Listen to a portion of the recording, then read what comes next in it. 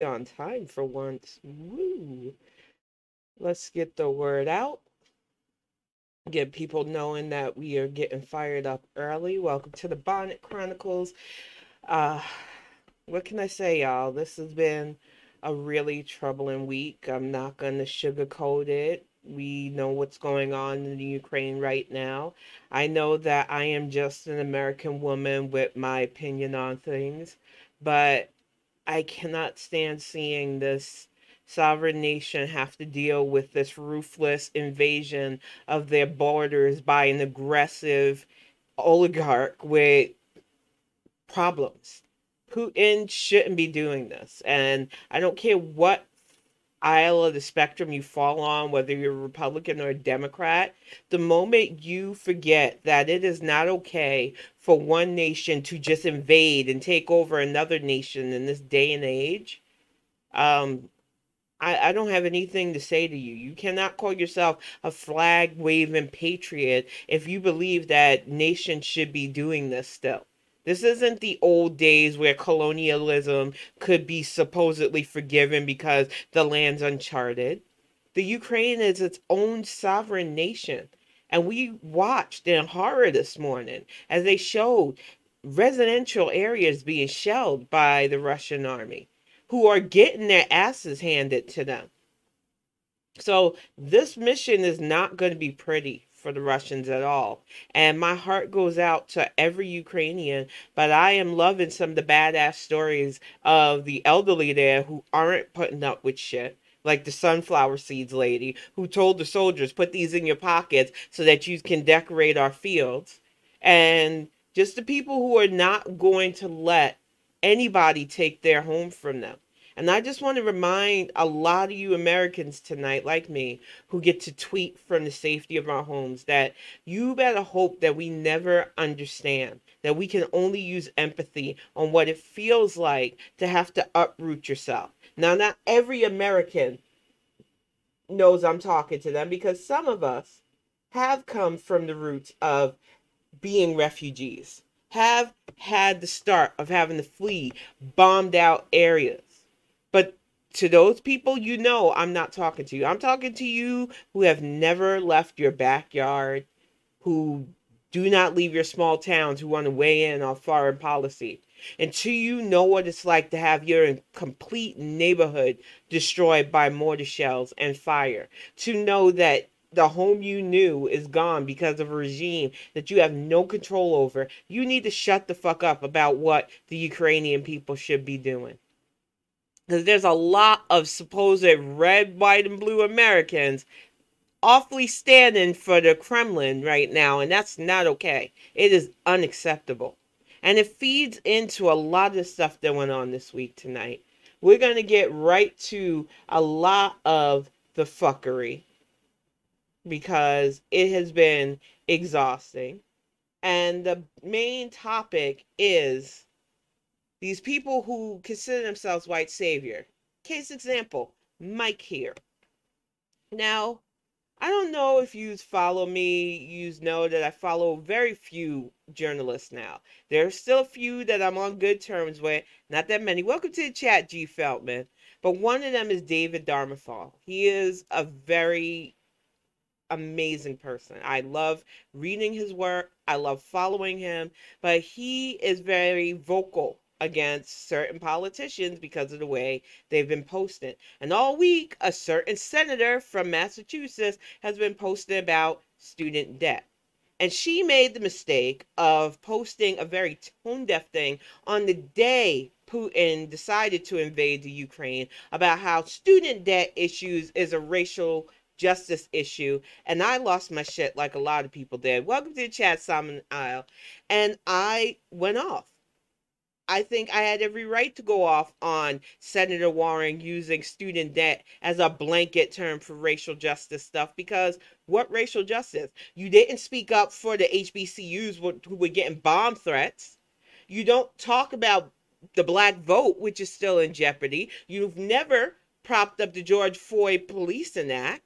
So what part of student debt reform is for racial justice? Because I get the coalition of how black women are the demographic that is going for higher education more than a lot of other demographics, but you're gonna have to come at me about how this is a racial justice issue, Liz, and you couldn't do that. So when I called her out on that and said, this is not even in my top 10 of things that I'm thinking about right now, even with a kid who will be in college in 2 years, I had guys like Mike decide that their white allyism meant they needed to tell me my place and how I can't ding Liz Warren because, in his words, calling out Liz Warren is like the Republicans who vote Republicans about abortion. And I need you to understand something. Your class issues do not supersede my real life issues. And then when I told him off, because once again, this is a white guy, I'm going by his little emoji avatar, telling me, a black person, that Liz Warren is my champion, even though she's talking about student debt during wartime, during a time where black, trans, and LGBT rights are being attacked in both Florida and Texas. Liz doesn't care about racial justice. Liz doesn't care about racial issues, period, unless she can cosplay as somebody. So to have guys like Mike be the character of the week for me, I needed him to highlight the fallacies in this behavior, because he followed up before he decided to block with the, oh, you'll stand alone. It's like, bye. I don't want people like you in my corner at all, because you will put BLM in your profile, but the moment blacks start to talk, our lives don't matter that much to you. The moment we don't say things like, oh yeah, we want student loan reform, that way you can ease your bill problems, because I'm too busy trying not to be the nation's next hashtag, you don't want to hear it. And for Liz Warren, who could literally sit there and draft legislation to help student debt reform if she cared, because she's a sitting senator. And the last I checked, senators are allowed to draft legislation. They're allowed to make policies and try to get it passed amongst their colleagues. But Liz doesn't want to do that. Liz wants to stunt for power. So if you want to stand Liz, and there are people I respect that are still Liz Warren fans. I don't particularly understand why you are, because as I've pointed out to you several times, she has a problem with lying. Really bad, very provable lies. So I can't fuck with people like that. I can't trust her, so there's no way I'm going to be in her corner for any way, shape, or form reason. But if you want to like her, that's your prerogative. What you're not going to do, men like Mike and people who think like Mike, who still stand Liz Warren, is try to tell me that her tone-deaf tweets about student debt reform, in face of everything we've had going on this week, make any amount of sense. And of course, I responded several times to it. And my final response to him was how asinine his responses to me are. And that I hope one day he realizes how ridiculously racist it is to tell a black person that, oh, I should listen to them because they're my ally. What about Liz Warren? Anything she says makes her the arbiter for me to listen to. How can Liz Warren tell me better than me, living this life, how to live my life and what's best for me? It is that fallacy of white savior nonsense that we're going to call out tonight, because way too many people have been doing that all week. We've seen it earlier because, as most of you have known, if you're following the news, this administration is looking to nominate, I want to get her name proper. So let's scroll up here. Sorry, y'all. I normally have my stuff laid out a lot better, but it was a busy day today. And I'm in a better mood than I was earlier, but it's still just like, whoo, busy day. But Miss Jackson, and there's a picture of President Biden, VP Harris, and the SCOTUS nominee all together.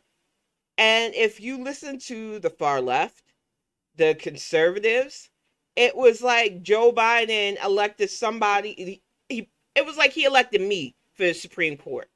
Now, the argument they're trying to make which pisses me off, is the idea that nominating a black woman somehow has to go through ultra qualifications, as if we don't have to jump through hoops and still be 10 times better than the average white person to even be looked at for a nomination. And I do too, G. Feldman. It's historic. One of the things I need people to understand about this administration versus the last administration is just how many historic nominations and appointments have come.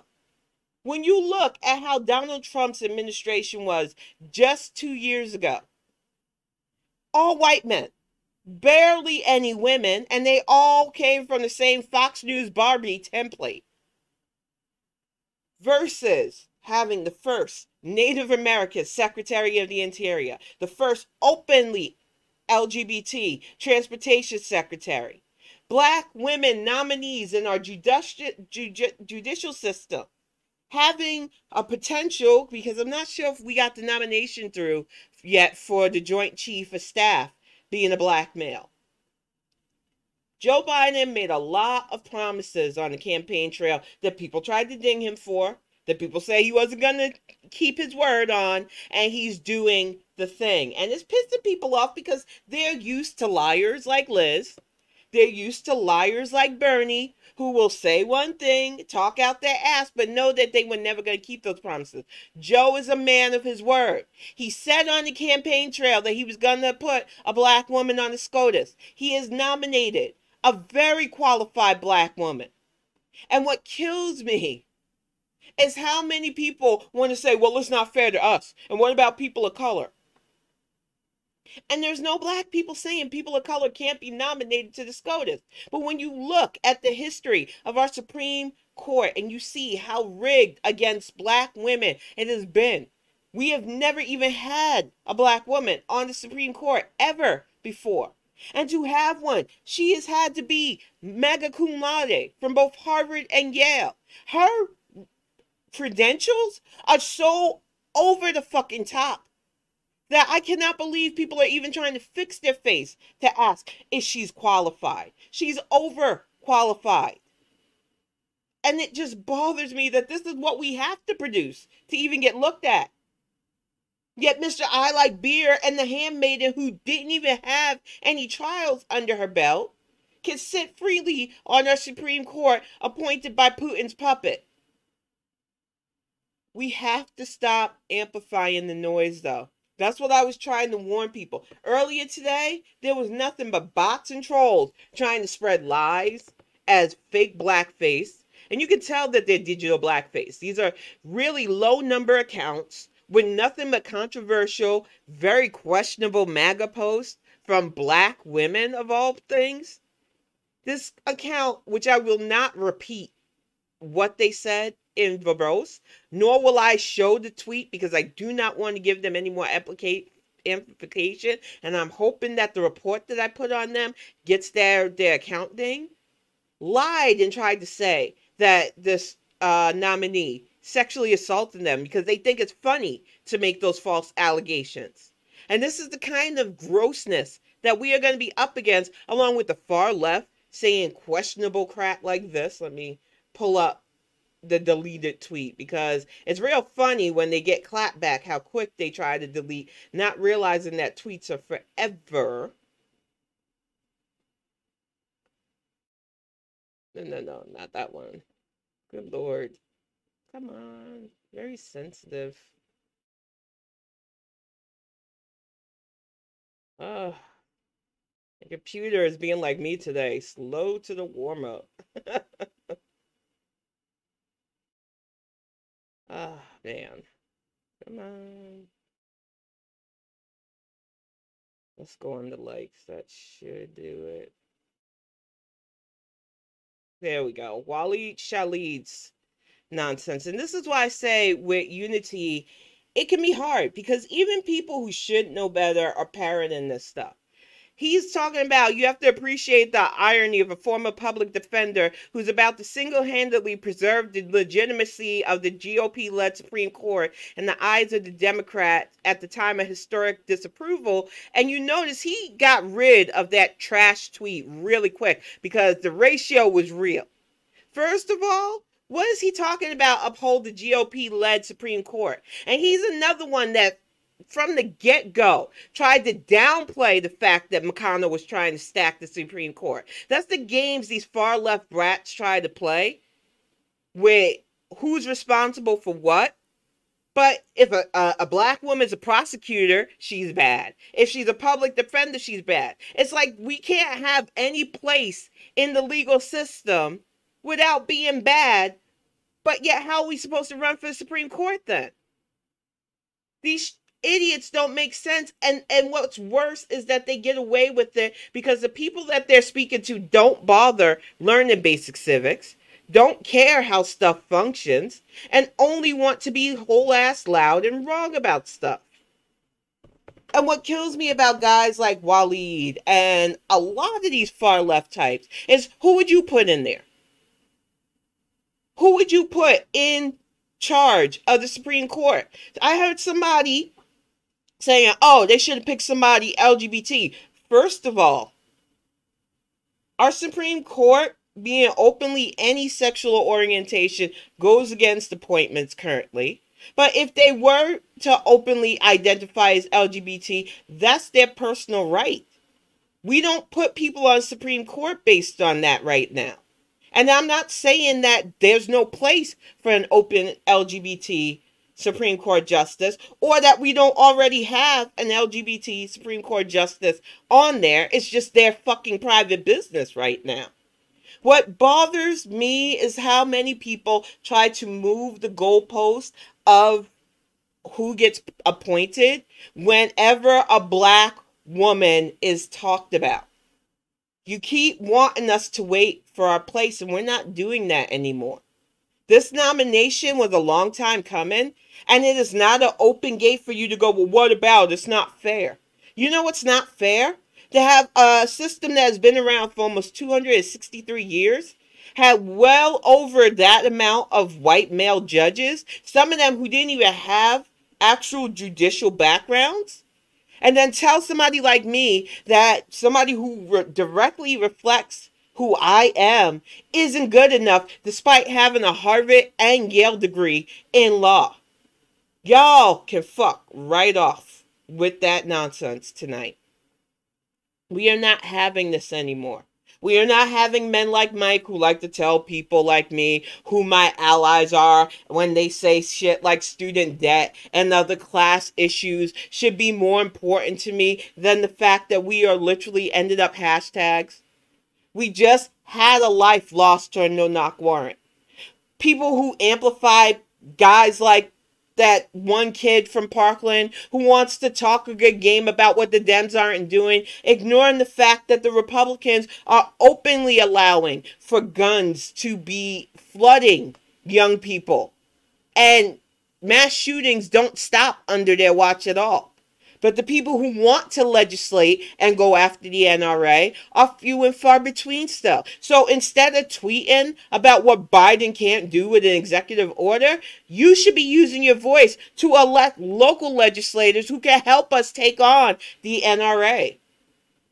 But that doesn't get you famous. That doesn't get you the clicks and views. And welcome to the chat, Respect. It is exactly, G. Feldman. And it's about time we stand with black women, because I meant what I said earlier, and I don't feel bad for it. When we rise, when a black woman gets into a position where she can govern and judge and take care of people, everybody feels represented because we know what it feels like to be neglected, and we don't want anybody feeling that way. Is it 100%? Of course not. We will always have, for every Kamala Harris, a Breonna Joy Gray, or Joyless Gray as I like to call her. For every Miss Jackson, a Candace Owens. There is always somebody that you could say, well, not all black women, but when 94% of us fall in, do what we can to save this democracy, and then you reward us by saying, well, I don't think you're qualified enough for this position, even though you have to be 10 times as good to even get the recognition. Y'all can fuck right off with that. Because it's exhausting. It's exhausting seeing the hurdles set in front of us that we still move over, and you will still try to move the goalposts away because you don't want real equality. And it's become clear. And anything that raises you up above us, you tell us that's enough. And I'm telling you, trickle down didn't work for Reagan. Trickle down isn't going to work for my people. You can't tell me that forgiving your student loan debt is somehow going to retrain police not to view us as animals to kill. You're not going to tell me that you being able to pay off your college is going to prevent our babies from being in a coffin over a cap and gown. And in the grand scheme of things, my right to vote, my right to choose who I house in my body is more important to me right now than your fucking debt that you incurred choosing a college of your choice. Because some people in this country still don't get that luxury. They're lucky if they get through K through 12 at all. And that's another reform that we should be focused on, because our school system is currently abysmal right now.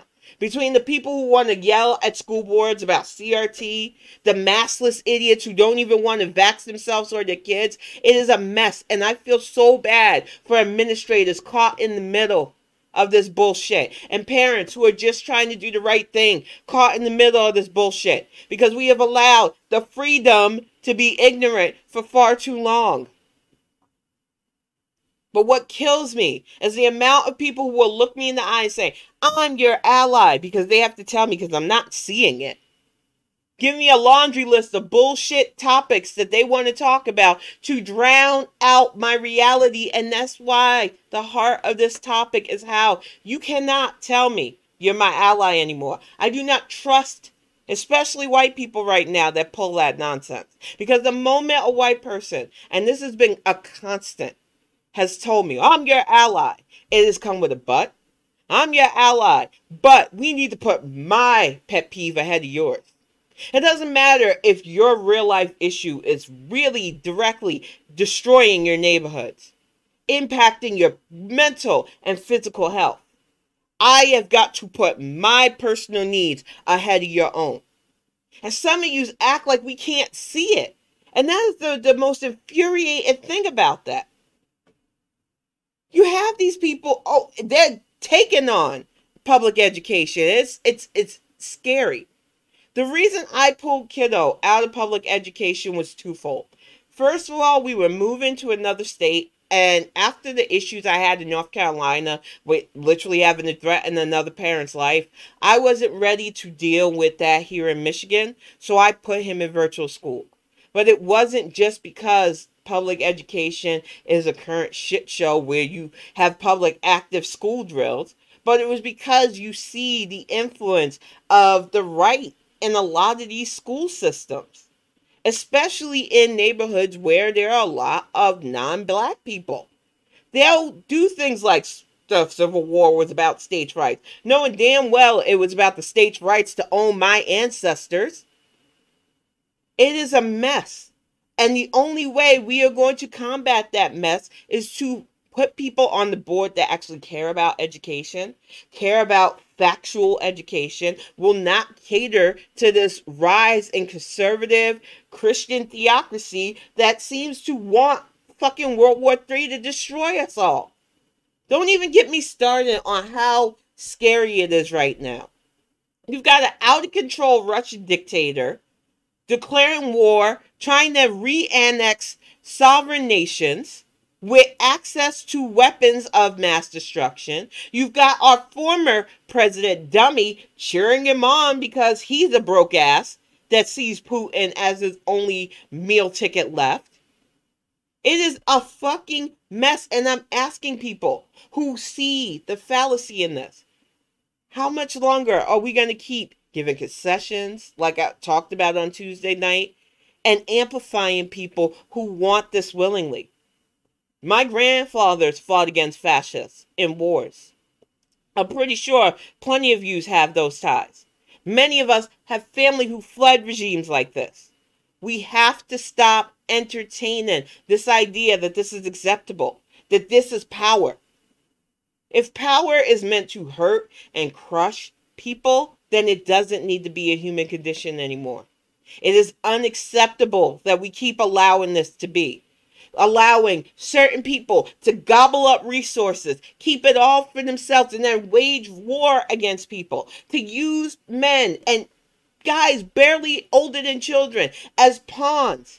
To die in useless skirmishes. To make themselves richer. It is exhausting seeing that continuously played because we think it means freedom to do that. It's not. And our country has allowed itself to dumb itself down so much. These idiots don't even know what they're cheering for anymore. I said it before, and I know some people think that we were trying to make it a generational thing, but it really isn't. Anybody Gen X or older knows what I'm talking about when I say we went from knowing Russia as the evil empire. Like, even in our cartoons, I'm sure y'all remember Boris Badikov. Every Russian stereotype, Rocky V was all about Rocky fighting Ivan Drago. Like, legitimately, we were inundated with the Soviet Union being the bad guys. Every spy story was us versus the Russians. We are Cold War children. So when I say PTSD hit me hard with this Ukraine attack, I am not being hyperbolic because we were trained that we were just one moment away from a nuclear strike. And it didn't feel any better when Reagan and Gorbachev were in charge, because you never knew which one of their egos was going to be the one to say, fuck it, we're going to cause Armageddon. And don't think I didn't lose sleep every fucking night of Trump's regime, because having that idiot with the nuclear football in charge of fucking nuclear weapons, and the fact that uranium disappeared under his charge, the fact that Putin even felt bold enough to invade the Ukraine, is all because of 45. And the connection's there. It's just killing me that now our media wants to talk about the connections openly, when you should have been bringing this up while that fucker was in office. It shouldn't have gotten this bad, but it did, because we allowed the amplified ignorance to have a right, to have a say, to have a place in our society. We allow people to openly target people because they're different. That's why you have assholes like Marjorie Taylor Greene talking about attacking transgender citizens when we literally have 2 states passing bills that target trans kids. What the fuck? What do kids have to do with your cruelty? Except for the fact that you can't truly go after adults because they'll fight back. So the best thing you can do for your cruel thing is to target kids. And as somebody who is legally disabled, don't think we don't see how they do these laws that target people like us as well. The cruelty is the point, and we have to start taking these conservatives to task. I want DeSantis gone. I want Abbott gone. I want Cruz and Rubio gone. I want every single person that has been praising Putin and has an R by their name to be out of a job during these midterms, and it is on us. Because they are targeting our kids.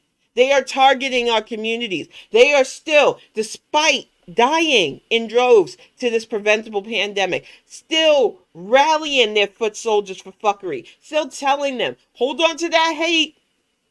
You're just displaced millionaires. If you stick with us with your racism and bigotry, we'll have that white utopia. We'll lead you into that Armageddon through that weird Christian theocracy, and you'll get into the pearly gates. And I do not understand this neo-Christian bullshit right now. But I'm telling you right now, based on everything that I learned from Christian ideology, even before I said, you know what, not for me, I'm going to shamanism and paganism. Y'all aren't following your faith. You're just supposed to love thy neighbor. Most of you can't even stand each other. You're just supposed to look out for the sick and the poor. You wouldn't put a poor person out if they were on fire with your piss. You're a bitter, vindictive, greedy, selfish, dumb assholes who don't want anybody to surpass you in knowledge. So you stymie and you block and you book ban, and it is sickening because our society cannot sustain this level of stupidity anymore. You amplify toxic meatheads like Joe Rogan who want to tell you it's okay for you not to research a fact. It's okay for you to put your feelings ahead of actually scientifically proven stuff. Who cares if it hurts you? I care because we are getting nowhere fast this way. We are watching this world unnecessarily crumble under the weight of idiots like Putin and idiots like Trump who only care about their own ends. And it has to be better than this. And there is absolutely no excuse for humans not to be better in themselves. We are literally on devices where information is at our fingertip, yet people still act ignorant to it and only want to amplify stuff that makes you feel good. And I'm sorry, I am black, so I am of the school of sometimes the truth hurts. But that pain teaches you. That pain helps you realize what you don't want to do. So if you're the school of, I don't want to be uncomfortable, you're not ready for this journey. But you need to get out of the way of those of us who are.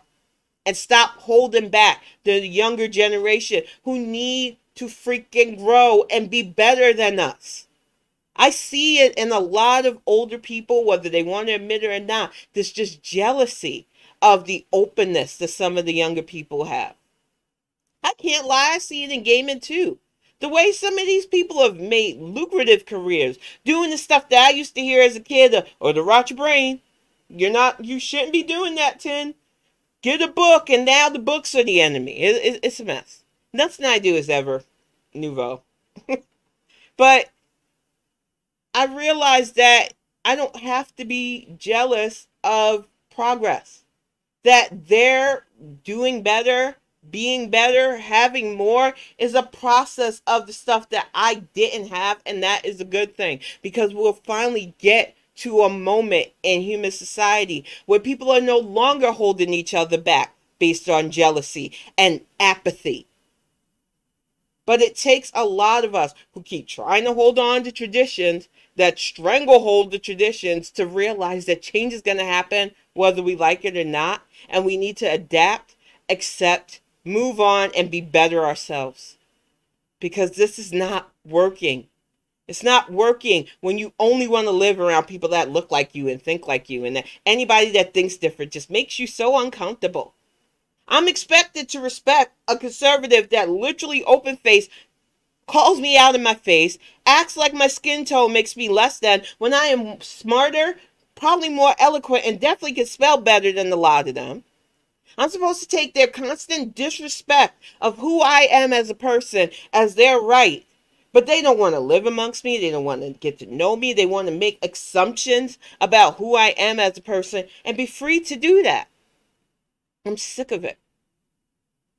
Unity cannot happen when one demographic has historically felt like they were better than people, to the point where even when they're trying, it comes across as, I'm doing this because I know better than you. I pity you. I'm your savior. I'm your ally. I will amplify for you because I know society will listen to me. Teehee. That is how a lot of yous come across, and it's irritating for many of us now. It's very irritating to me because my voice, I can speak for myself. And the fact that you think you can talk my issues over me, twist them into words like defund instead of reform, and then argue with me that I don't know what I'm talking about when I, as a victim of stuff, understand that I don't want things abolished. I want things better for us. There's a problem with white savior syndrome that some of you don't want to touch because you go into this for the wrong reasons. And some of you are trying. And I don't ever want white people to feel like you shouldn't try to be better. But the problem comes with your motivation. If you're doing this because you're sick of the status quo and you don't care who sees you and you use your voice no matter how many people exhaust you and argue with you, you know you're in it for the right reasons. You don't need a black woman propping you up and high-fiving you. I know it might feel good every once in a while to get it, but you know you're not in it for those reasons. I see you and I'm glad for you. But way too many of you get into it because you want those kudos. You don't care about the message. You don't care about the cause. You just want to feel a part of something and you want to feel accepted. And while old me wouldn't have dinged you on it, because you're so bad character actors. You go from, well, Black Lives Matter, but the moment black women start talking about our frustrations or how upset we are because we're under constant scrutiny when we try to be represented, whether it's in politics or judicial stuff, or whether we're just saying we're tired because we're losing people left and right, you say things like, well, you just have a right to be tired, but you're making your allies feel uncomfortable with it. It is toxic, the level of fuckery some of you allies keep upon already weary shoulders. So I want you to understand tonight that the path of allyism is unsung. And if you have to tell people that you're their ally, more than likely we don't believe you. An ally is actions, not words. And you are told by the people you're helping that they see you in that light. And if people aren't saying that to you, you're not one. I know it's hard for some of you to hear that because you really believe that if you put it out there enough, if you tweet enough, if you hashtag enough, that you're doing the same thing as actually living that life and believing it. But if you are not actively checking yourself for past biases, checking yourself for things that you don't understand but want to learn about, realizing that one stance that you might have held on to back in the day doesn't work well in this day and age. Jokes you used to think were funny no longer resonate because you realize the dehumanization of fellow humans isn't okay anymore. It is okay to change. What is not okay is to try to fake your way through it because you always slip when you do that. It is so hard for people to fake their way through anti-racism, and too many still try. Too many will put a whole list of credentials, call themselves activists, but then ding journalists for calling HBCUs. Lament for days about being called a honky as it's the same vein as using the N-word. Because they know they're fake. And the road to unity is littered with frauds. And I'm tired of them being roadblocks to progress. I'm tired of them being amplified. I'm tired of their voices drowning out real issues, calling them identity politics, and nitpicking nuances that nobody else had a problem with. Dude literally spent days bitching about the acronym of HBCUs, ignoring the fact that these colleges where black students predominantly go were getting bomb threats. This is why I said not all allies. And if you're calling yourself people's allies, but you're nitpicking things like how black people talk to each other or acronyms we use, you're not an ally. I know it's hard to hear. I know it hurts feelings, but we are not here for people's feelings. Anti-racism is very uncomfortable. And I think people don't seem to understand that. Exactly, Respect. It is progress. And exactly, G. Feldman. And it's like I said, even that is not absolute because there are black character actors. You have the stock image blacks, as I like to call them, people who are very questionable. They pop up with little to no followings or really suspiciously huge followings, even though you have no paper trail to who they are. They either really quickly verify blue check marks that you've never heard of because they're not really famous, or they're like really small accounts that just came out of the woodwork saying off the wall things. There are a lot of Kremlin bot farms and ties to Cambridge Analytica from 2015 and on that have used black images to spread things like Blackset and other ridiculous far-right bullshit. So you have to be wary of who you amplify. But there are also access journalists like the Cabo Crew and other black academics under the black blue check syndrome who also use their voices for fuckery. That's why I said, Use your best judgment with who you amplify and never be afraid to check. I tell people all the time, I know I come across as a know-it-all. Can't help myself. I like knowledge. I like studying. I understand that these devices I have are perfect tools for knowledge, but I am not infallible. And unlike some of your faves, I am willing to admit when I'm wrong on stuff, apologize, and be checked. If you disrespect me, I'm going to give it back to you hard. But I want people to feel the need to come at me with whatever. I will never shut down rational stuff. But if we're going to have a dialogue, we're going to have a dialogue. The problem Mike had with me was I was not going to allow him to tell me my place within the Mima stand bullshit. I was not going to allow him to tell me that my real issues are less important than his class issues. And he couldn't handle that conversation, even though he was my ally until then. And that's another thing that a lot of these white allies do. When you don't agree with them, oh, well, you'll stand alone then. You know, I said it last week, well, Tuesday, about my family. We don't always get along. We don't always like each other. But if you fuck with one of us, we're going to get you. That is the way the Dems are. We are not all going to get along. We don't all like each other. We definitely all don't come from the same walk of life.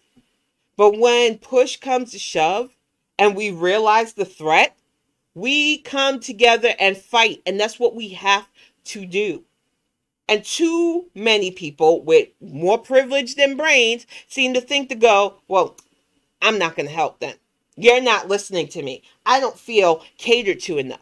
So I'm not going to be motivated off my couch. And y'all are a problem.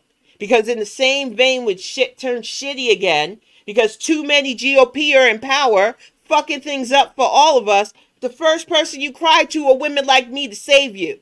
Save yourself. Don't come to me asking me to carry you out of an election when you can't be bothered to even vet, when there are clear ways to vet people now.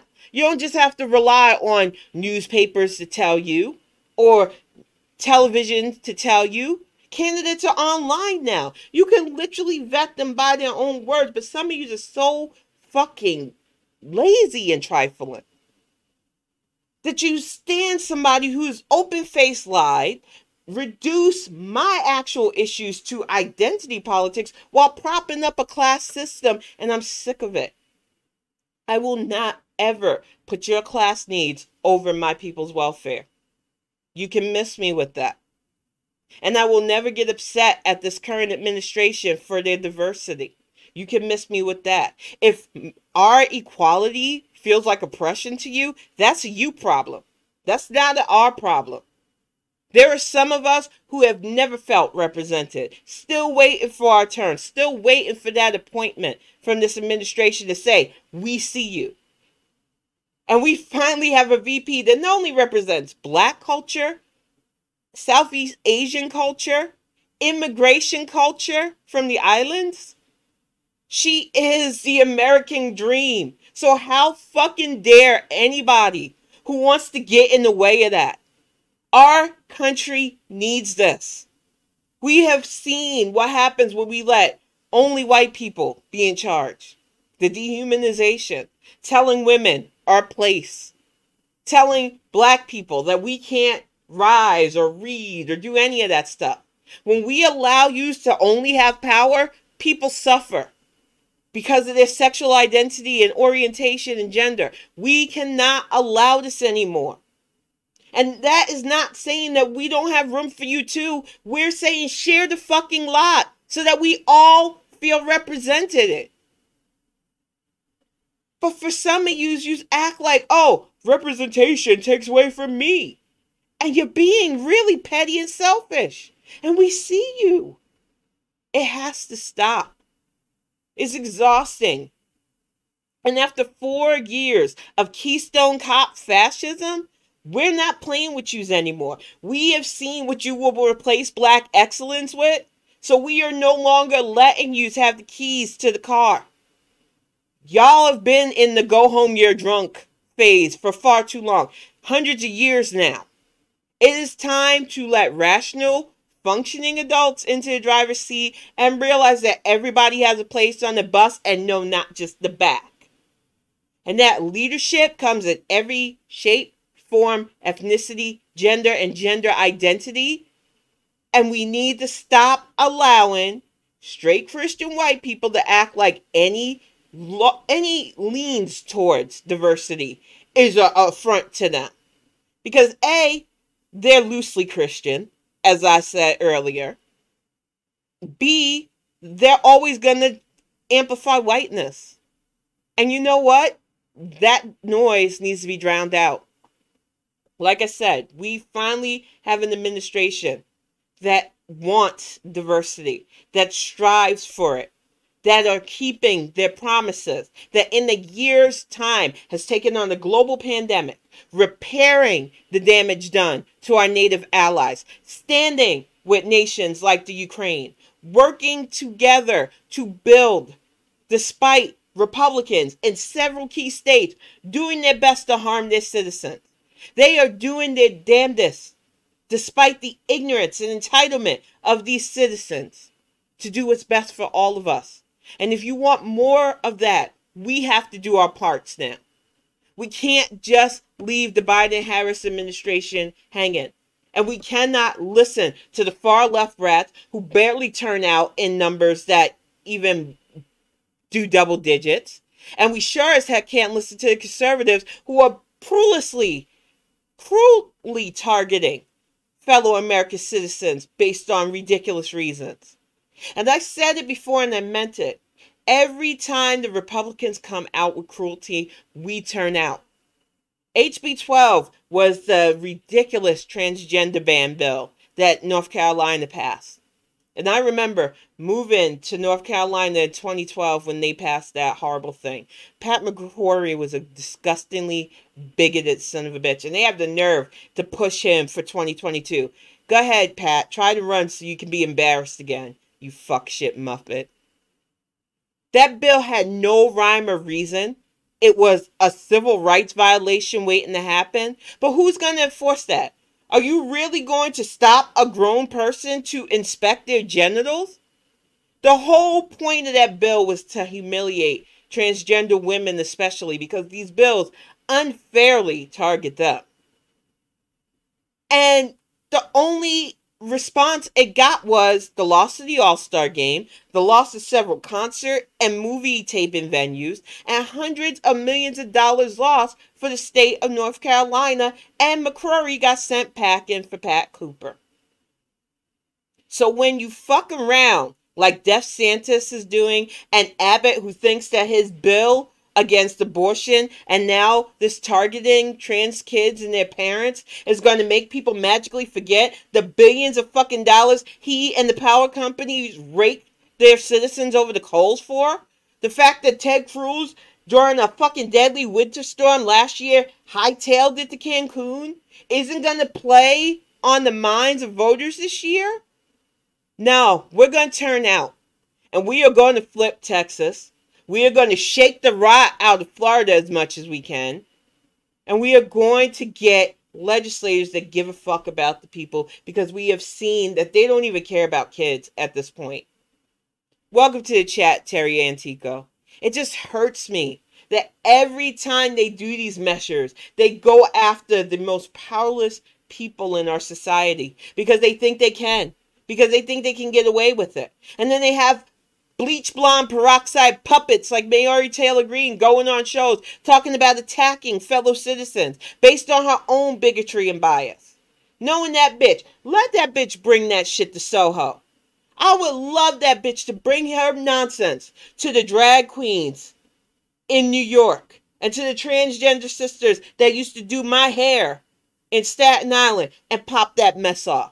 I guarantee you she wouldn't get 2 words out of her ugly face before it was punched out. Got all that mouth behind a Fox News filter. But I guarantee you she wouldn't bring that to my trans sisters. These bigots are sickening. And they feel brave because when they're around themselves, they feel like they could say that shit. They feel like they got that bravado. But I guarantee you they wouldn't bring that to my neighborhood. Mary Taylor Greene already ran from Deb Dingo here. She's a representative here in Michigan who, she did the hand. She wasn't playing. She was going to take that girl down. I don't know how most people are, but Michigan women don't play. There's a reason why our governor is called Big Gretch. She is a towering woman, and I'm guaranteeing you she could throw hands. So some of y'all like that fighter bullshit. Y'all don't want to play with us women. We are tired of your shit. We are tired of the gender stereotypes. We are tired of you making us feel like being a woman is shameful. Whether we identify or femme%, there is nothing shameful about my identity. And I refuse to let people make me feel that way. And I refuse to let people gatekeep my identity either. Because our trans sisters don't need any more fucking bullshit leaped upon their shoulders by these bigots. So if you can't stand with them and you're so-called woman or feminist, y'all can fuck right off because you're not with me. Feminist, for me, is inclusive. Feminism, for me, doesn't tell somebody just because we don't share the same biological makeup that you can't understand me and be lifted up with me, because that doesn't work. This whole separate but equal bullshit is the same shit that white men have been trying to feed us for far too long, and it's seeped into our pores, and we need to get that rot out. We need to detoxify it because it doesn't work. And it has harmed us for far too long. And that is why so many of us females are insecure, fucked up, and full of anxiety, trying to figure out who we are, hating ourselves. And it's unacceptable. I am okay being a woman, and you should be too if you are. But we are in a society where we're not even allowed to be a woman our way. I tell people all the time, I don't have that kind of frilly, feminine, I need to dress up or wear makeup charm. That doesn't make me any less of a woman than one who does. And I don't see why my ideals have to clash with those who do like those things. But that's the way society tries to pit us against each other, while still telling us that we're less than, and it has to stop. Because female leadership is still as strong as any other leadership, and sometimes better and more of what we need, because we see things. We understand how to budget things and how to utilize budgets with way less than what most people have. We understand how to listen and what it feels like not being listened to. So we let people have more voice because we understand what it's like to be in the room and be overlooked, or say something and have somebody else take credit for what we say, especially if we're a black woman. So yes, when we see black women finally in positions where they can judge or represent, we understand what that means for us, because we have constantly put up with that bullshit. And that's why I say we have to start being louder than the ignorant ones. It's not easy. It has been ongoing, watching people just completely try to devalue and dehumanize, especially women. A lot of hoteps are feeling it because of the sanctions against Russia. They're not getting their little paychecks for being bots and trolls on there. And they've been coming out against the SCOTUS nominee. They're constantly dinging the vice president. We have to drown out their noise. There's no reason to argue with those types. The moment they pop into my mentions, boop, they're gone. I am no longer going to give them relevance, and that hurts them more than arguing with them. And I know it's hard for people because sometimes you get that dopamine hit. Oh, I argued with a troll and I embarrassed them. But you know what? All that does is show the troll that they can get engagement. And we have to stop giving them engagement. It's like I said for the more famous trolls. When we engage with Brianna Joyless Gray, she takes that negative and turns it into, hey, I'm relevant. When Candace gets argued with, even when I bring up her name, which is why I want to quit bringing up her name, she uses that to say, see, they talk about me, I'm relevant. We have to starve these idiots of attention. When they pop into your mentions, notice you're not seeking them out. You post something that is pro-Biden or about what's going on in Ukraine, and these bots get into your mentions, no, it's because they are seeking you out. Zap them. They are not worth your time. A lot of them are just doing an analytical study to see what they can do to rile us up, see what they can do to get us to respond as well. We have to flush them out, make their job no longer lucrative. Social media really isn't that hard. We all have the tools at our disposal to cut out the noise. No more retweeting their stuff to argue with them, because that helps spread their misinformation. My first urge this morning when I seen that asinine tweet about the SCOTUS nominee was to retweet and argue. And I was like, no, stop, pump the brakes, Tin. If you retweet it, even to call it out, you are helping spread that lie. And when I realized that and I just reported and blocked them, I was like, I did the thing I needed to make sure that misinformation not only wasn't spread, but to make sure that account got zapped. And that's what we have to do. No more arguing with these people. No more spreading it. I don't want to see that filth and hate going across the timeline anymore. Because while you think you're doing something by arguing with these types, you're helping spread their poison.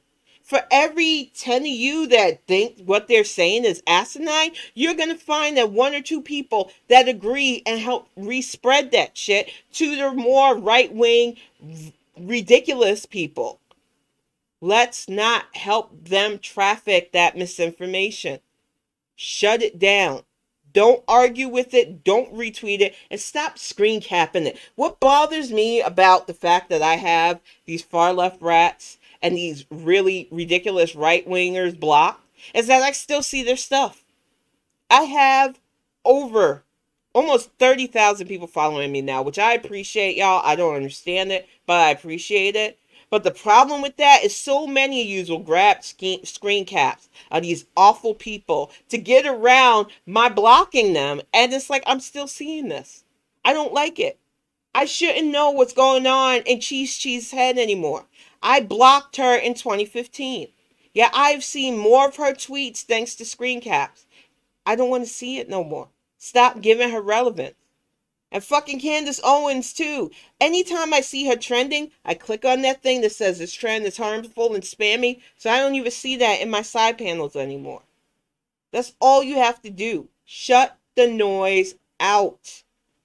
I don't want people getting around the protective mental measures that I've taken to shut out these chaos agents. And some of you help give them relevance when you do that. They run to Fox News and say, see the K-Hives attacking me. K-Hive don't know you. We don't care about you. You want to say off the wall, harmful, hateful things because you think if we really did go into a race war that they would throw your ass out too? That's fine. Every ancestry had those types. It's a sad, Uncle Ruckus type life, and more power to them. It ain't for me, and I don't have to see it or deal with it anymore. I shut the noise out, and we all need to start doing that. Because giving them relevance helps spread their toxic. Giving them relevance allows them to go on news publications and get articles about the asinine things. But if you notice, the less engagement they get, the less people want to write about them. And yeah, I know it just leaves room for the next provocative chaos agent. But as we learn not to let these people rile us up, not to take the troll bait, it becomes less lucrative. And then maybe we start amplifying voices that strive for actual equality. Ooh, who is... I have to look that up. But I'm telling you, there were a lot of people that were on my nerves this week. Whether they were far left or so-called centrist guys like the Isaiah Carter guy, which, like I said, I can't ding people for trying to make a love connection online. So I wasn't even going to bring up the fact that he came across as a creeper. But when you follow me and then everything I see is attacking black women and pro Cuomo, even though he was out of pocket, yeah, no, you have to go. And black men have been out of pocket for a while, but don't think just because we share the same melanin pattern that I'm gonna let you talk bad about my sister girls. And this man has been on some bullshit for a while and propped up by white women allies who seem to think that his kudos to y'all is enough to ding us. And he'll go to disrespecting you too because he has a female problem. If he can't fuck us or be financed by us, he doesn't want to be bothered with us. So please watch out for men like that. Exactly. He was real straight up stalker this week. And I was just like, you know what? I'm just going to unfollow him quietly.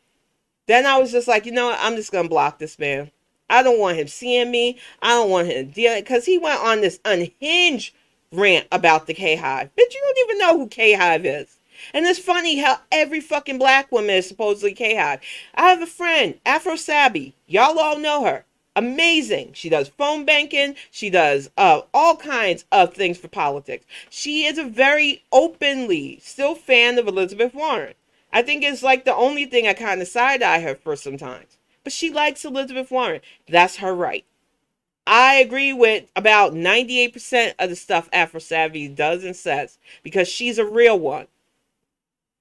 But she gets accused of being the K-Hive all the time because she cares about equal rights, human rights. She's very open and transparent about how she feels or something. But all of a sudden, her black skin makes her K-Hive. It's insidious.